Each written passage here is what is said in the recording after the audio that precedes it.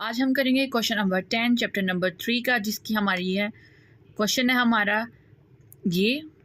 यहाँ पे जो है उसने आपको 2015 का डाटा दिया with retained earning balance of this during 2015 ही फॉर्म अर्न जो किया था ना फॉर्म ने 2015 में इतना किया था आफ्टर टैक्सेस के बाद। ये सारी अमाउंट जो है वो उसने दी हुई है। अब हम स्टेटमेंट नंबर फर्स्ट पढ़ते हैं कि उसने हमें क्या फाइंड आउट करने के लिए दिया है। Prepare a statement of retained earning for the year ended December 31st, 2015 for Highs Enterprise Note. Be sure to calculate and include the amount of cash dividend paid in 2015. जो cash dividend उसने पे किया 2015 में, उसकी amount को जो है वो हमने लाजमन जो है वो इंक्लूड करना है। तो चलिए स्टार्ट करते हैं आज का पार्ट ए कि उसने उसमें क्या किया है और इसको हम कैसे सॉल्व करते हैं। फर्स्ट पार्ट को सॉल्व करने के लिए हमें तीन चीज़ों की ज़रूरत है। एक तो रिटेन अर्निंग की, जो कि हमारे पास दी हुई है, ये देखें स्टार्ट में दी हुई है, और नेट प्रॉफिट आफ्टर टैक्स। हमारे पास नेट प्रॉफिट हमें पता चलना चाहिए कि कितना है, और डिविडेंड की, ये देखें ये सब चीज़ें ऑलमोस्ट हमें गिवन है। तो चले हम इसको सॉल्व करते हैं।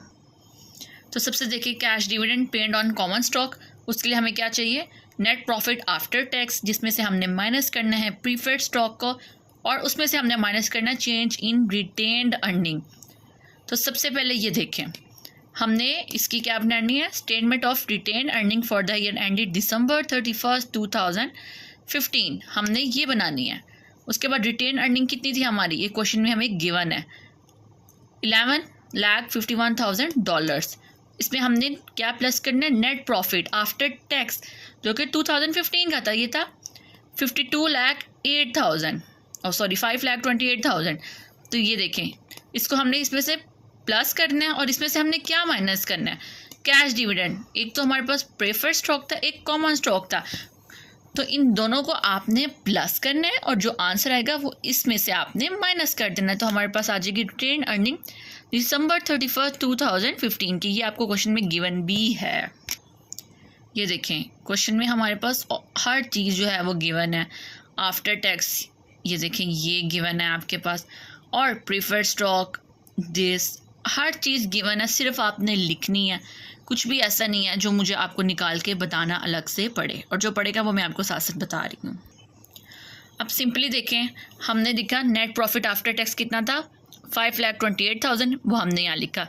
उसके बाद ये देखिए ये प्रीफर्ड डिविडेंड है, आपने ये प्रीफर्ड स्टॉक कॉमन नहीं उठा लेना, प्रीफर्ड, ये चीज़ का आपने ध्यान रखना है। यहाँ पे बच्चे मिस्टेक कर देते हैं, इसको किया।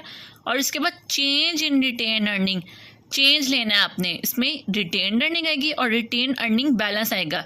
ये देखिए ये साल के स्टार्ट का बैलेंस है, ये एंड का बैलेंस है।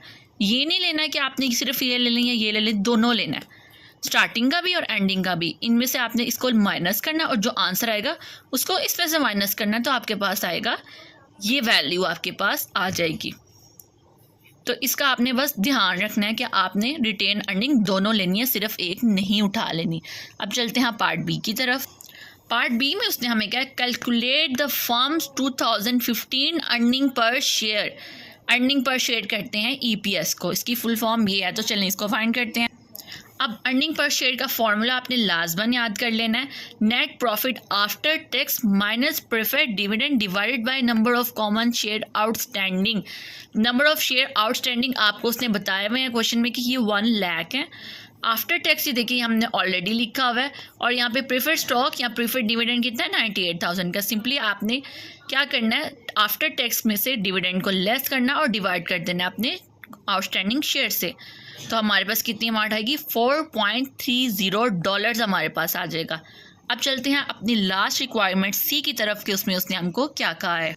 तो पार्ट सी में उसने हमें क्या, हाउ लार्ज अ पर share cash dividend did the firm पे ऑन कॉमन स्टॉक ड्यूरिंग 2015। तो इस पर हमने क्या करना है, इसमें ये फॉर्मूला लगेगा, cash dividend per share is equal to total cash dividend divided by shares.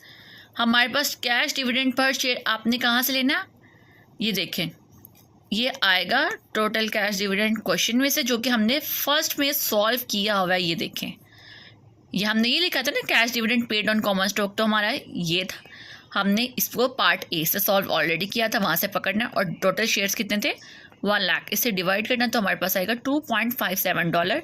तो ये था आज का क्वेश्चन। होप्स आपको समझ आया होगा, और अगर इसमें कोई भी प्रॉब्लम है तो आप मुझे कमेंट कर सकते हैं।